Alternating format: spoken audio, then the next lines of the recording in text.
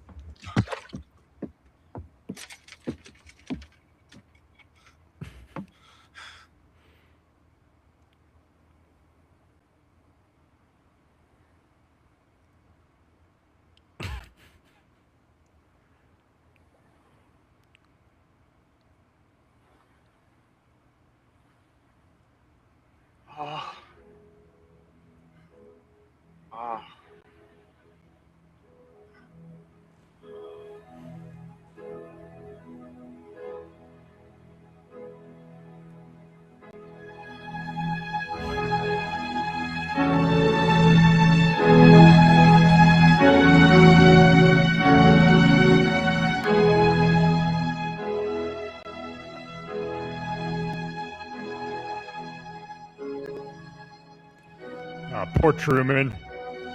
Dude, seriously, this part gets me. Like, when you watch the full film, because his spirit wants so badly to get out and make its own choices. And he just can't. He just survived his worst nightmare. Yeah, he He's just been survived trying that to get out. storm, that massive storm. And he just ran a boat into the side of a wall like, that he didn't know was there, you know? So he's coming to grips with, like, maybe this is what my existence is. I'm stuck here. Even if I wanted to, I can't make a choice for me. And the music here is beautiful. Just so good. Okay, we're going to have to switch over, though, to this other clip because this one came with Spanish subtitles. So, Oh, wow. Nice. Okay. So I think I timed it fairly well. Okay. Now we're going to listen to the dialogue between the director, who's sitting in the sun right now, and he's talking from the clouds. And you can see the symbolism, like, as you watch it. But I will try my best to keep my mouth shut during this part. Just listen to the thing, and then I want to hear your thoughts before I share anything. Okay?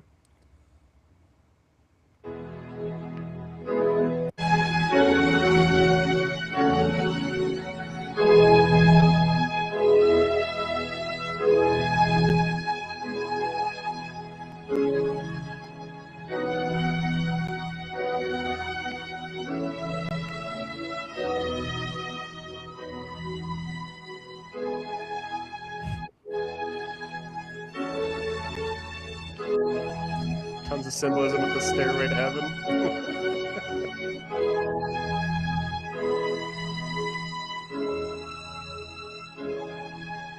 I want to talk to him.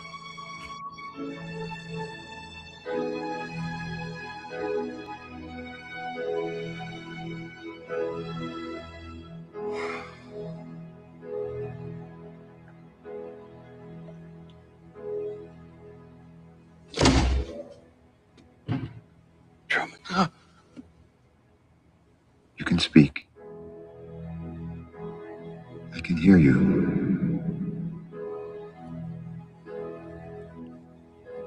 Who are you?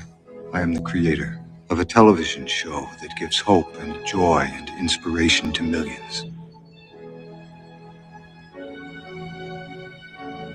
Then who am I? You're the star.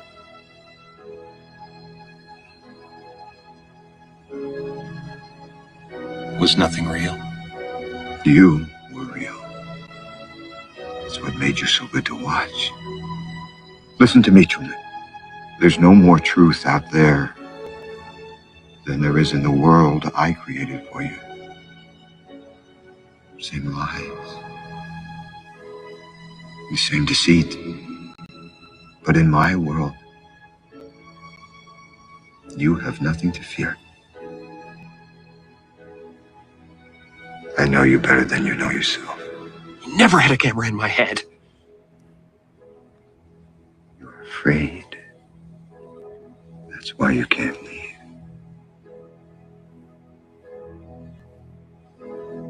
It's okay, Truman. I understand. I have been watching you your whole life. I was watching when you were born. watching when you took your first step. I watched you on your first day of school. The episode when you lost your first tooth. Pardon the language he's about to use, by the way. You can't leave, Truman. Please, God. You belong here You can do it. with me. Talk to me. Say something. Well, say something, goddammit. You're on television. Pardon. You're live to the whole world.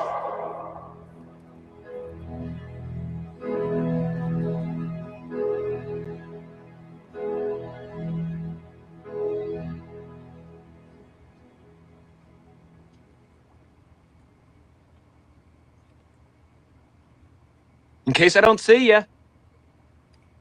Good afternoon, good evening, and good night. Yeah.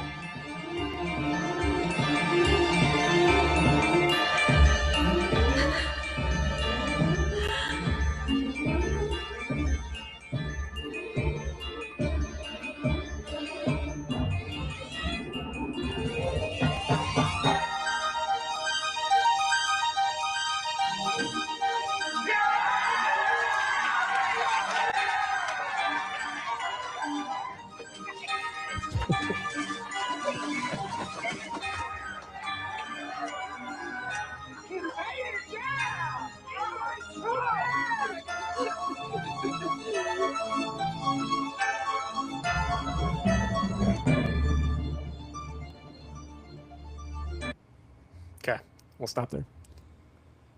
Okay, Sam, thoughts. Now that you've watched it through with the premortal existence in your mind, what do you think? Oh, you're muted. Yeah, so essentially Christoph's plan is, or Christoph's existence or participation within the Truman Show is very akin, or there's a parallel drawn between him, Christoph, and Satan's plan in the premortal council, per se. And the connection is found in the fact that Christoph said, like, I can make this place perfect for you. Like, and that is the Truman Show. Like, everything that Truman could ever want is essentially given to him in this little bubble. But there's like really odd things that, oh, should I go further? Sure. Yeah, there's like, whatever you want to do. but the life that Truman's living is very, it's not only very regulated, but there's absolutely zero growth for him at all. Up, like, even so much that the person who he marries is even, like you said, given to him to be married, and there's like no growth within that either. Yeah, the girl that runs down the stairs there at the end is the girl he actually falls in love with that they had to kick off. Yeah. She was trying to tell him, you're in a TV show. This is all fake. And so they kicked her out and then brought in who was his new wife. And her whole thing throughout the movie is she's constantly got the she's pitching products. Yeah. She's pitching products for the commercials because it's 24-hour stream, right? Yeah. Yeah. Oh man. But there's even a very interesting tie with her versus and I forget the name of the actress that of the female that he should have been with. Yeah. But I mean, just the fact that like he's always searching for her, like the true love of his life. And yet like the fake love just keeps pulling him back. Like, no, you just need to like go to work, get up and go to work and like keep your routine going. Yeah. And then here's this product, you know? So, but yeah, did I get the answer right? Yeah, those are some good parallels.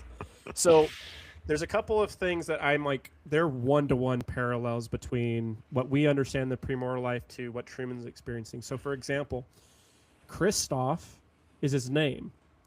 And Lucifer, in Abraham chapter 3, I believe it's Abraham chapter 3, where he's saying, Moses chapter 1, he keeps trying to say, no, I'm the only begotten.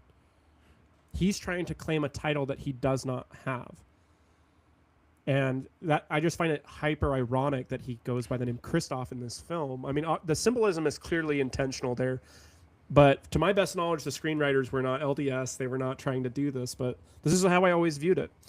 And what I think is fascinating is he says, the lies out there are the same ones we tell in here.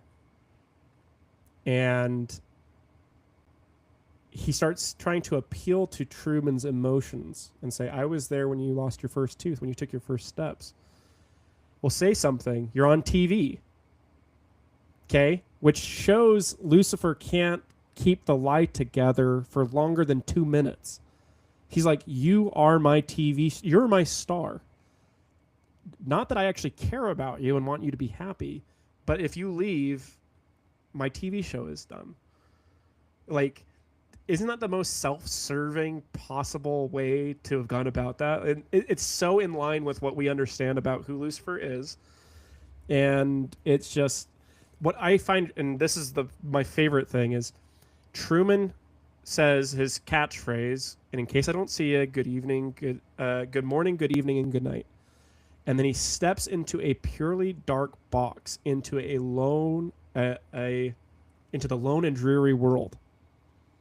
He would rather leave Eden, so to speak, because he would have choice and freedom. And like my spirit, just like, I get that. It's like we were stagnant in the premortal life, and Heavenly Father said, well, you can obtain a body and learn how to make choices and grow like me. But it's going to be hard. You're going to suffer. You're going to go through things. But you also have a fullness of joy on the other side. And I think that Truman understands that, because in his mind, the girl that he does love is out there somewhere. Where? He doesn't know. He's never made it this far. And that just resonates with me so much within the doctrine of premortal life and this life. He's virtually like, when he touches the wall there at the beginning of the clip, it felt so like Adam and Eve. I don't know what is this thing that I'm touching. I've never made it this far, and I love that so much, because it's like, I mean, he's innocent. He has no, this has been his entire universe. Well, I mean, you're even drawing the parallel, like when he touches the wall, that is almost like touching the fruit or tasting the fruit, because at that point he has the knowledge now, like, this is verified. This is actually just painted on. Yeah. And but at that point, like, yeah. Isn't that crazy though? Like the parallels are so there if you are looking for them. And the music again is just wonderful. Because it really, like, the violins, as they're doing this pulling tension of like, his spirit is yearning to be free and it just can't get there, kind of an idea. And so I don't know, just as a kid growing up, every time I saw this, it just made me cry, because I felt the spirit being like, see, there's more for you. And that's why one of my favorite verses of scripture is Doctrine and Covenants 45:62, which is, verily I say unto you that great things await you. That's the whole verse. But yeah, like, I love movies because there are times where Hollywood does genuinely get it right. And I think that the writers, as they're writing, they're like, oh, this is gold. And I think it's because the Spirit's like, that's because it's true. Like, to a degree, you know? Yeah. There's something about this that just feels good. Yeah. Yeah. So I don't think you fully touched on the whole Christoph thing. Sure. So for those who are unfamiliar, like, apparently, because I looked it up, Christoph is derived from Christophoros, the Greek, meaning Christ bearer, or the one who carries Christ. So it's ironic. It's because super ironic. yeah. Because Christ is a title. It's not actually the name of, Jesus, right? Even Jesus is kind of like it's a name that's given, right? Yeah. But has meaning behind it. It's a title has, as well. Yeah, it has meaning as well. And so, yeah, it's interesting that like Christoph would be that, because he isn't that, right? So yeah. No, it's really cool. Now, the part that I'll share an experience from my mission. So there's this part here at the very end where, and I'll reshare. Okay, and I'll mute it as I'm doing this, but just so you have a visual. When you think about it, so he finally gets out, and then all these people that are watching him. I take the perspective of everybody in the production booth is Satan and his angels, and then look at her face. Look how happy she is, and look at all these other people. They're not sad that the show is over. In fact, the two security guards. What's interesting about what's interesting about it is like they were up until this point they were just watching the show, but they weren't watching the show with the hope that like Truman would get out. Right. But then there's like those weird comments like he did it. He did it. He made it out. It's like, wait a second. You guys were watching it because it's, this guy's in this. His whole life's being filmed, longest airing show. So like, was that your hope this entire time? Or because I agree. Like I would say like the production crew or whatever, like those would be more so like Satan and his angels. The parallels is perfect between them. Sure. But I always found that interesting. This part, it's like like he made it out. Like they're really happy. It's like, okay, you make an interesting point because I actually think that they are genuinely happy for him, and here's why. I view these spirits as the spirits. If we're continuing on the analogy of Eden, sure. These people right here is us. We have no idea what he's going through.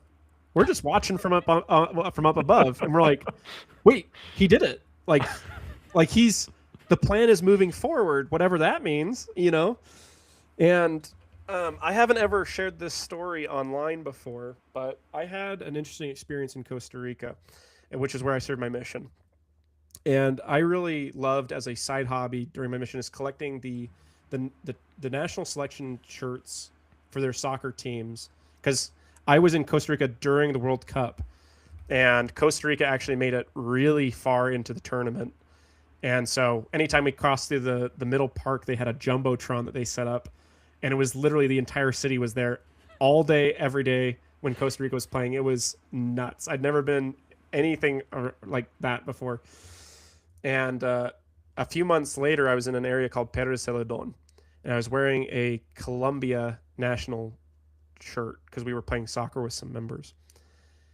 And as we were walking home from P-Day, I was sort of zoning out and daydreaming about what it would be like to walk out into the final stadium of the World Cup representing the United States.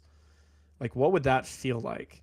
And like, it was probably as close to a visionary experience as I've ever had in my life. Like, I was so tired from playing. I've been a missionary for 15 months. I was already exhausted. And so all I knew is I needed to keep walking forward, and my companion would help me. And so I just let myself daydream about this. What would it be like to walk out of the tunnel to a room jam-packed with fans getting ready to represent my country?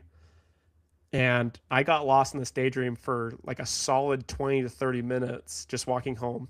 And I continued to think about it until, like, as we were getting dressed in our shirt and tie.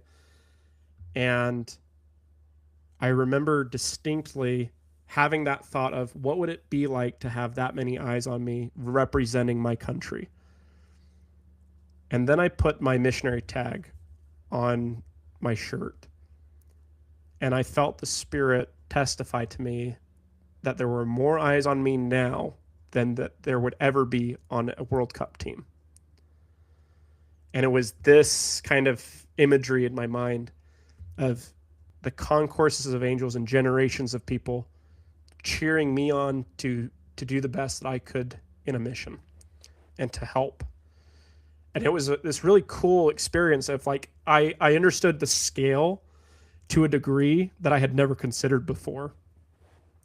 And that, this is, let me see. This lady right here is the person we just baptized, great granddaughter. Yeah. Who will be blessed, from our missionary efforts, kind of a thing. And that was kind of the thought that was in my mind. And I received a much deeper testimony of the work that I was engaged in. that came from a daydream of thinking about soccer, which I thought was really, really cool. But that's just another parallel from this movie that, like, if only we could see the other side of the veil, I'm sure we would see just droves of people so happy and excited for their turn, as well as people who had gone before. Just hope, like, you're doing it. Like when you do a good, when you've done a good thing, they're like, he made it. He made it through his trial, and we know that there's another trial on the horizon. But let's like rejoice at this time. So that's kind of another layer that has always been really special to me, at least. Yeah, that's beautiful. Yeah. Cool world parallel. Yeah, and now here we are. You know, we stream and we share our videos, and sure, maybe a couple hundred people will watch it and whatnot. We hope that you guys enjoy and that you feel that. But I just wanted to bear my testimony that I know that the plan of salvation is real. I know it's a true thing. I know that we are children of God and that we lived with Him. And I believe that the Savior did, in fact, was chosen to be our Redeemer and our Savior. And I believe that Satan is real as well, and that he is a very real threat to us. And that Heavenly Father will always provide means by which we can escape, even like Truman found his way eventually. Which I love that symbolism of the stairway to heaven, of him finding a way up and out. And even though it's a lone and dreary world, how much joy there is to be had in this life. That's like my testimony of these kinds of things. And these are the cool things that I look for in movies. Like, I just enjoy film, but every once in a while the Spirit's like, pay attention. It's like, okay, I will. And it's always been good. Yeah, that's awesome. Yeah, go for it.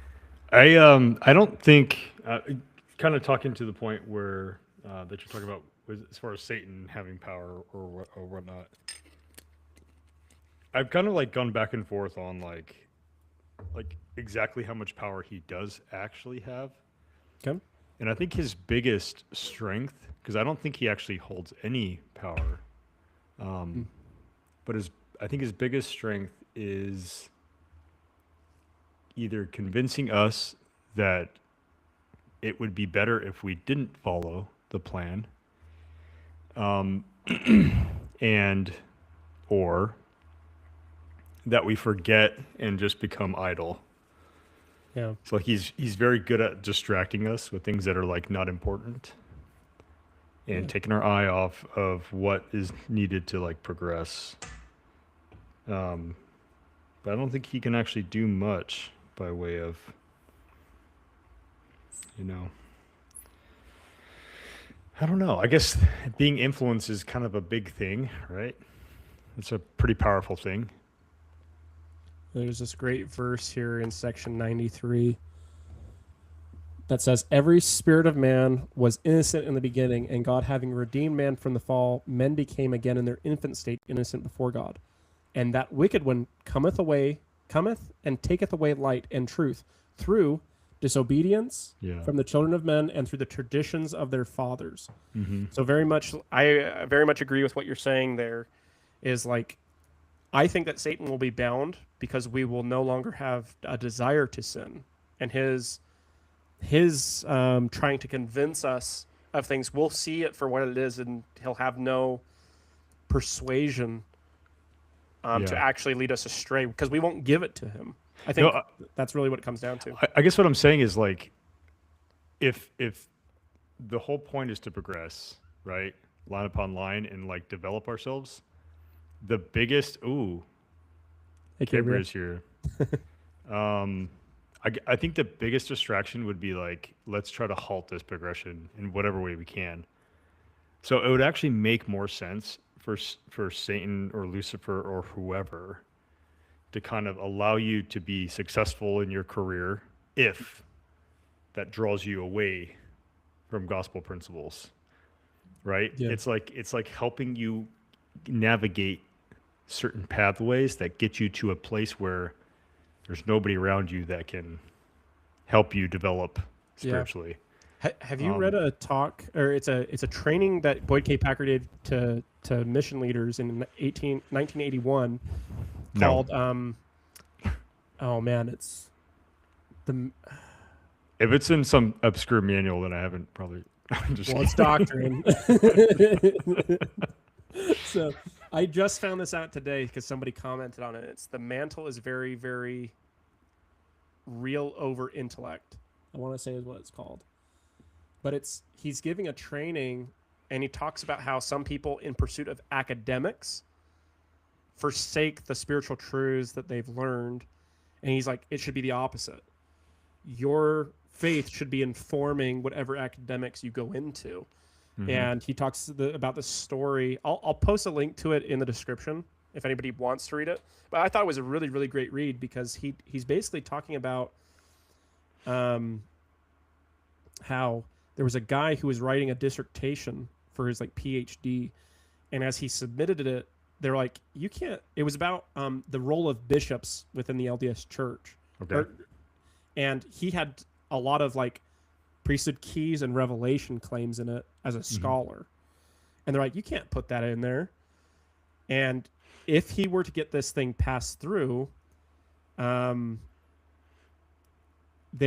he would have become like the leading expert in his field on this topic.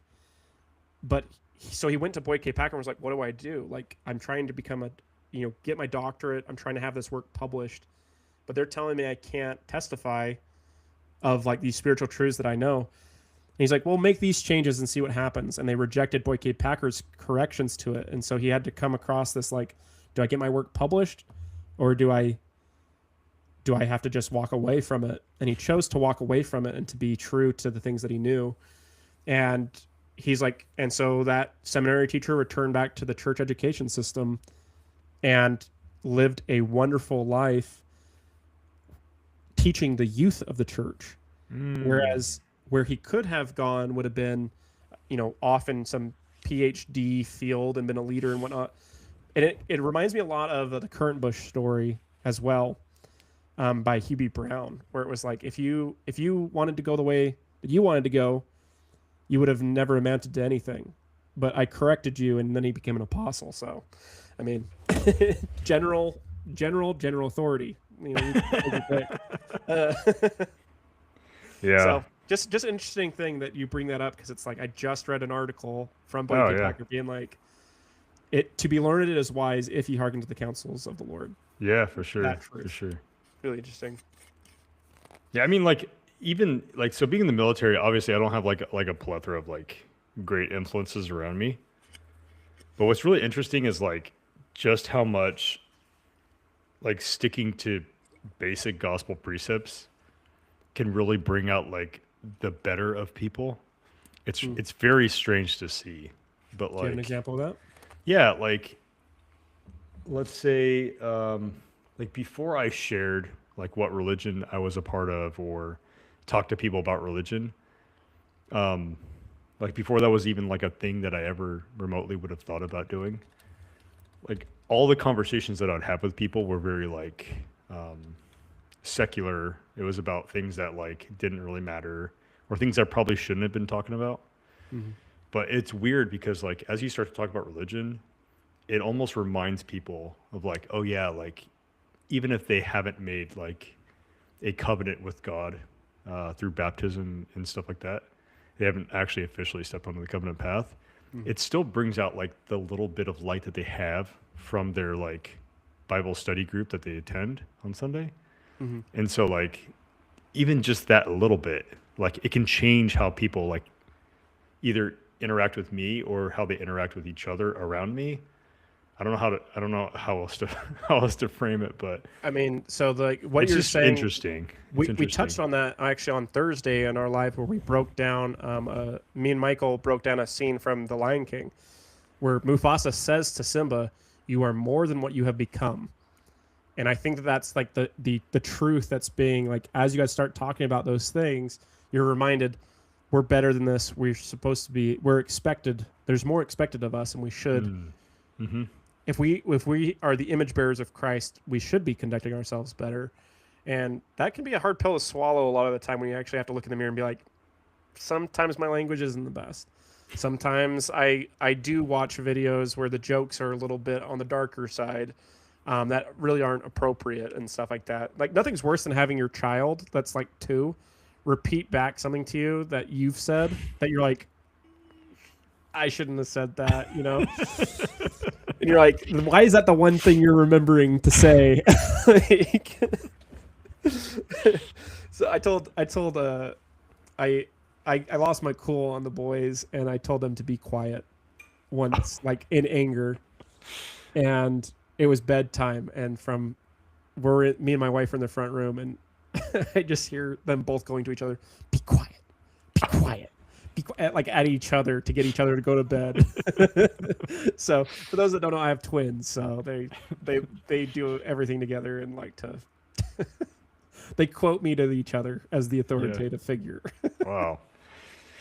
But yeah, kind of get into like the whole Christoph Satan thing. Like, Sure. what is it that like really Satan benefits from us? Like what does he in the end? We already know like Satan and those who have followed him and continue to follow him in some capacity, right? Even to serve him.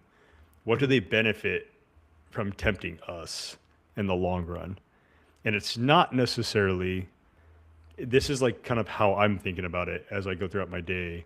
It's not necessarily that they win in dragging us down to hell in some capacity.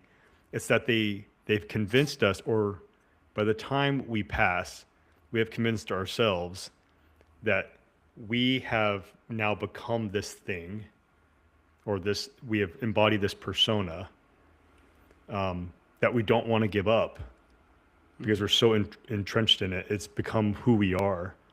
And as we pass on, like that is who we are.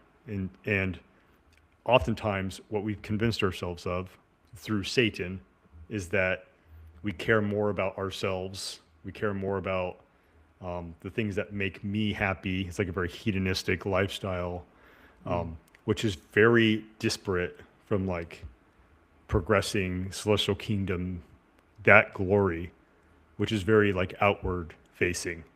It's very service oriented. Like the mindset's a lot different. Right. And I think that like they win when they can convince you that your worth is founded in other people's like acknowledgement, or like when other people look at you and I don't know entirely how to frame it, but Are you kind of getting at the whole, like, when you say your prayers, you should be doing them in your closet. Don't be on the street corner like the Pharisees to receive that kind of idea? Yeah, the Pharisees are like the Protestants. Either one, yeah, you shouldn't be like them on the street corners.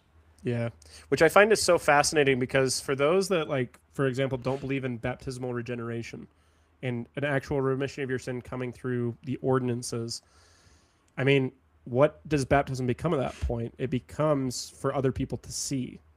Yeah. And I feel like that doesn't necessarily agree with what Christ is asking us to do. Like, good works aren't meant so that, it's weird. So you have like the light on the hill cannot be hid, but you're not supposed to be receiving like the praise for those actions either. So it's one of those, like, the glory is meant to go to God, but through our works, people will recognize that and be like, there's something more going on here. Maybe, you know, and that's why we invite people to read the Book of Mormon and the Bible and the Doctrine and Covenants and all that, because it actually gives them an opportunity to come unto Christ. Not because we're good people necessarily, like we're good people because we've been changed by Christ. You know, like, I think we can generally choose to be good, but that choice is magnified through the atonement and the enabling power of the atonement. Yeah, for sure. And that's what I think gets people curious enough to be like, well, if it works for them, maybe I should try praying, you know? And whereas I think when the Pharisees do those things, I don't think that had that effect on the people in Israel. I don't think people were like, oh, you know, this guy's going down the street with rent clothes and ash on his face while he's fasting. That looks like fun. Like, I should fast. Like, I don't think that's what the Lord intended. But I don't know. That's kind of the thing that I've always thought about a little bit on that. Yeah. But I mean, again, Christoph, when he's like trying to appeal to these emotions for Truman, then he says, "You're on TV. Stay here. Stay on my show." It's about Christoph in that moment. It's not about Truman. He doesn't have his best interest at heart. And you can tell by the way he says, the lies out there are no different than the ones we tell in here. So he's like admitting, yeah, we're lying to you, but you should be okay with that. Yeah. So, anyways, I just think that that's such an interesting. I don't know. The more you watch that movie, the more and more you'll see the connections between Premortal, Garden of Eden, and you even see Christ quite a bit throughout that. And I think that's awesome. So, anyways, So- yeah, go ahead. So, yeah, not to kind of belabor the point, but Sure. and to kind of tie into like, so you just did a thing on The Lion King, and now you're doing one on The Truman Show. Yeah. But it's interesting that to know that there's something unique, I think, about making covenants and kind of thinking through some of the ordinances, and especially like when you make additional covenants in the temple, like just how often you can see parallels, even in the scriptures, to those ordinances.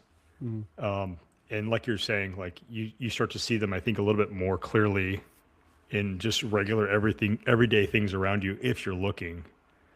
But I think once again, I think it comes back to like the Truman Show, right? The Truman Show is meant to keep Truman in a routine that keeps him preoccupied. And yeah, he's limited in his decisions. But like Satan, Truman's getting his 3 square meals a day. He's living in a pretty decent house.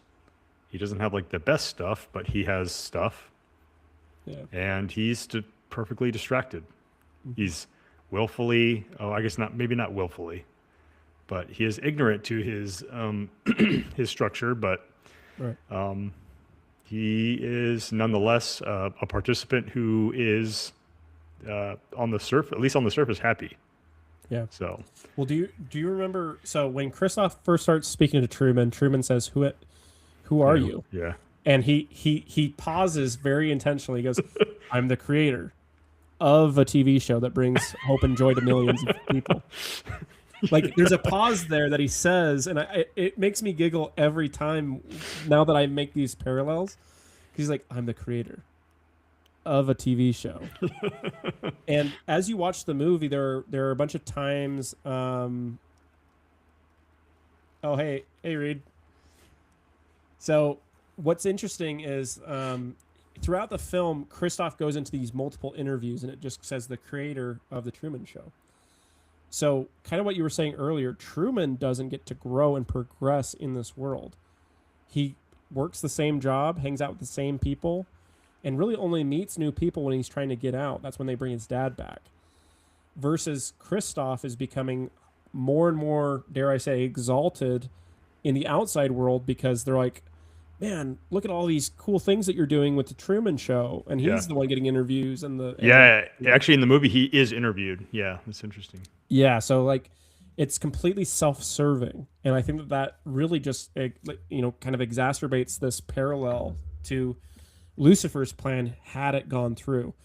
That there's a scene in it where they tell everyone to stop moving, and so the entire town literally stops moving mid-stride.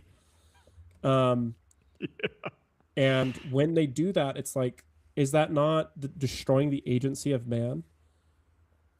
All of these people have a set routine.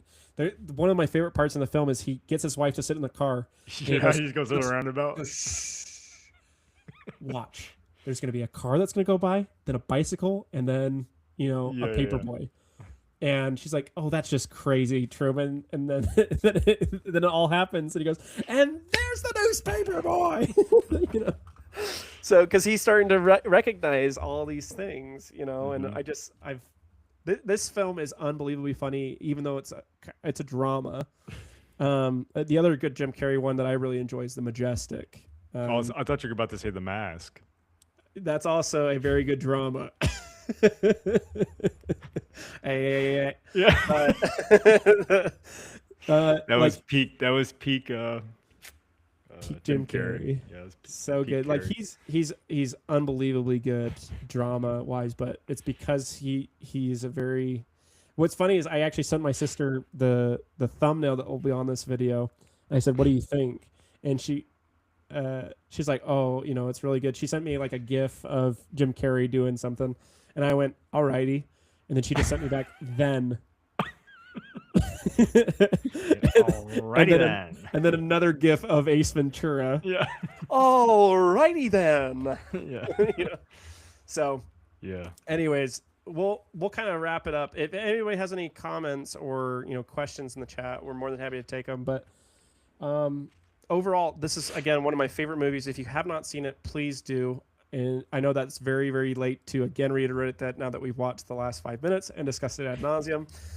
But yeah, this is actually one of the things that I want to do on the channel semi-regularly is just breaking down times when Hollywood got it right and taught the restored gospel and just pointing those things out. So if you have a clip that really just hits you in the spirit, feel free to share it. We'd love to break it down. And, if I know you, I'd love to have you on so that you can walk us through the parallels that you found.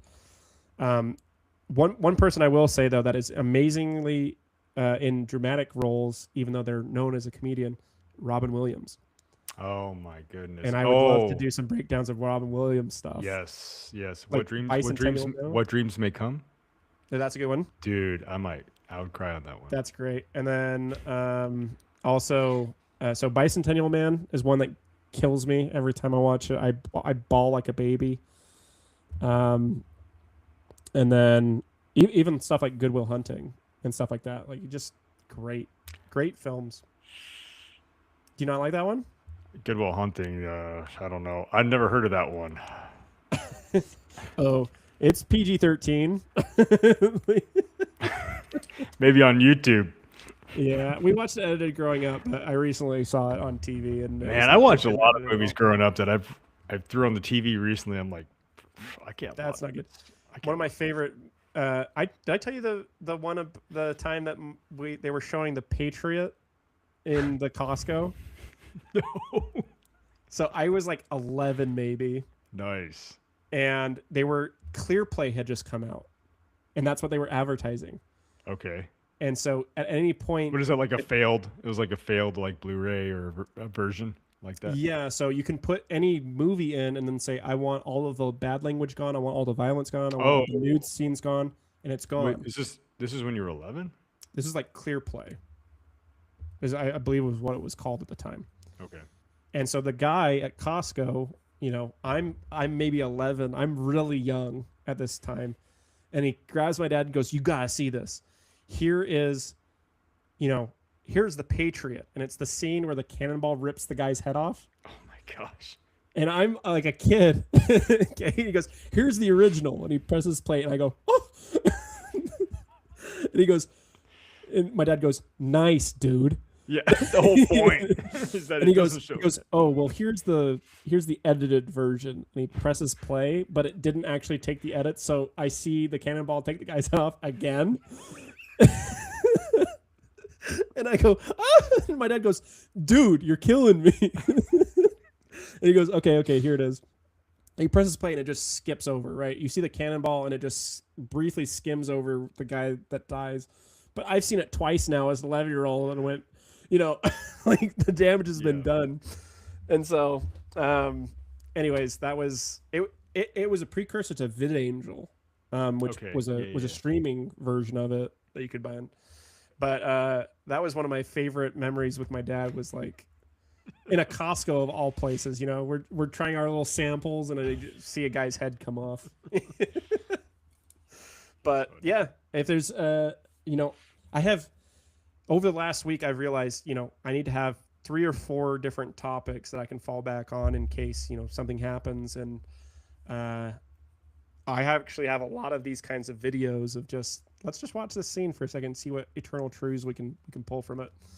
And I'm really excited. Actually, if anyone hasn't seen House of David on Prime Video, It's the story of King David, and Samuel the prophet goes hard. That's going to be one of our next videos of him calling King Saul out. Let's go. And he's going to ask a very good question.